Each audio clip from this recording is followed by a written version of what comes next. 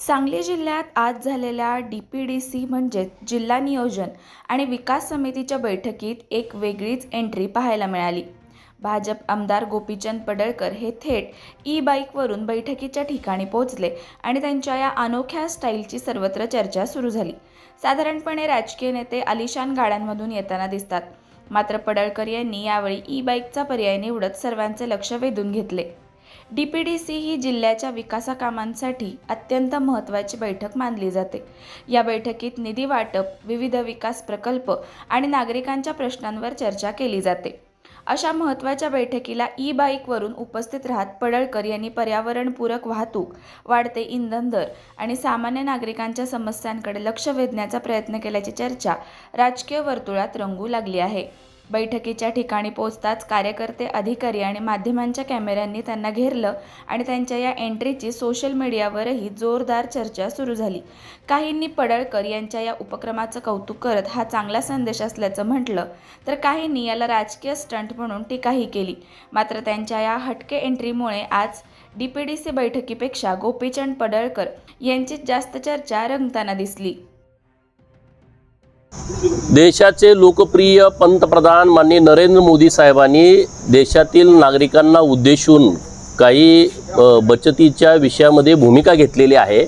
त्यामध्ये सर्वात महत्त्वाची की इंधन बचत करा, ई-बाईकचा वापर करा, इथेनॉलचा वापर करा।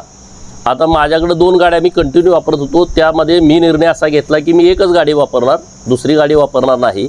आज जिल्हा नियोजनची बैठक आहे आणि त्या बैठकीला मी आता ई-बाईकवरून जिल्हाधिकारी कार्यालय सांगली इकडे निघालो आहे। लोकांनाही माझं आव्हान असं आहे की माझ्याकडे कामाच्या निमित्तानं ते आमच्या झरे गावी येतात किंवा जतच्या ऑफिसला येतात। माझ्या मतदारसंघातील लोक येतातच, परंतु बाहेरून पण खूप लोक माझ्याकडे येतात। त्यांना माझी विनंती आहे, त्यांचं कोणतंही काम असेल तर त्यांनी इकडं न येता त्यांनी आम्हाला जर मोबाईलवर मेसेज टाकला, त्या अधिकाऱ्यांचं नाव नंबर टाकला, तर आम्ही लगेच त्या अधिकाऱ्यांना फोन करून त्या लोकांना परत आम्ही निरोप माघारी कळवू की जेणेकरून त्यांचा वेळ पण वाचेल आणि इंधनाची पण बचत होईल। माननीय पंतप्रधान महोदयांनी जी भूमिका घेतलेली आहे ती राष्ट्राच्या हिताची भूमिका आहे, राष्ट्रहित त्यामध्ये दिसतंय।